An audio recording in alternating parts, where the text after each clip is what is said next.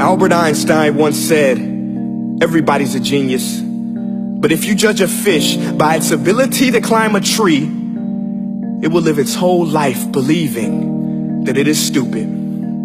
Ladies and gentlemen of the jury, today on trial we have modern day schooling. Glad you could come. Not only does he make fish climb trees, but also makes them climb down and do a 10-mile run. Tell me, school, are you proud of the things you've done? Turning millions of people into robots, do you find that fun? Do you realize how many kids relate to that fish?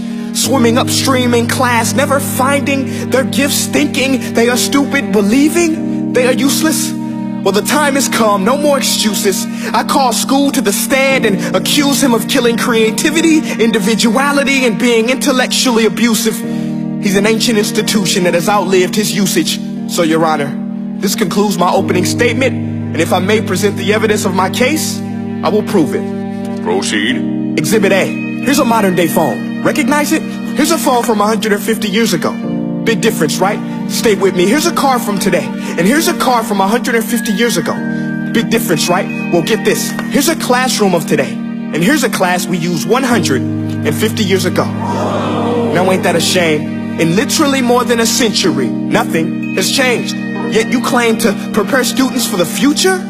But with evidence like that, I must ask, do you prepare students for the future or the past? I did a background check on you and let the record show that you were made to train people to work in factories, which explains why you put students in straight rows, nice and neat, tell them sit still, raise your hand if you want to speak, give them a short break to eat, and for 8 hours a day tell them what to think. Oh, and make them compete to get an A letter which determines product quality, hence grade A of meat. I get it. Back then, times were different. We all have a past. I myself am no Gandhi.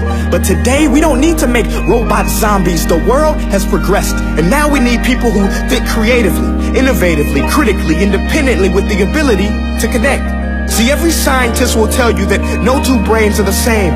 And every parent with 2 or more children will confirm that claim.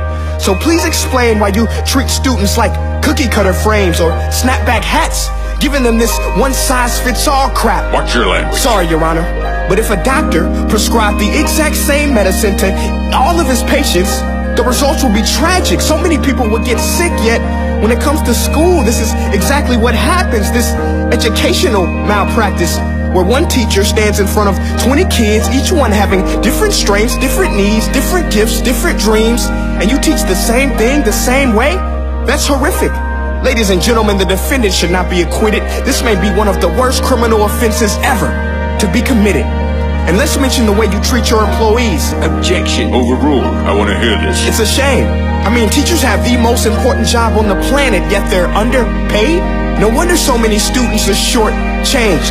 Let's be honest, teachers should earn just as much as doctors, because a doctor can do heart surgery and save the life of a kid, but a great teacher can reach the heart of that kid and allow him to truly live. See, teachers are heroes that often get blamed, but they're not the problem. They work in a system without many options or rights. Curriculums are created by policymakers, most of which have never taught a day in their life. Just obsessed with standardized tests. They think bubbling in a multiple choice question will determine success. That's outlandish. In fact, these tests are too cruel to be used and should be abandoned, but don't take my word for it. Take Frederick J. Kelly, the man who invented standardized testing, who said, and I quote, "These tests are too cruel to be used and should be abandoned." Ladies and gentlemen of the jury, if we continue down this road, the results will be lethal. I don't have much faith in school, but I do have faith in people. And if we can customize healthcare, cars, and Facebook pages, then it is our duty to do the same for education, to upgrade it, change it, do away with school spirit, because that's useless. Unless we're working to bring the spirit out of each and every student, that should be our task. No more Common Core. Instead, let's reach the core of every heart in every class. Sure, math is important, but no more than art or dance. Let's give every gift an equal chance. I know this sounds like a dream, but countries like Finland are doing impressive things. They have shorter school days. Teachers make a decent wage. Homework is non-existent, and they focus on collaboration instead of competition. But here's the kicker, boys and girls. Their educational system outperforms every other country in the world.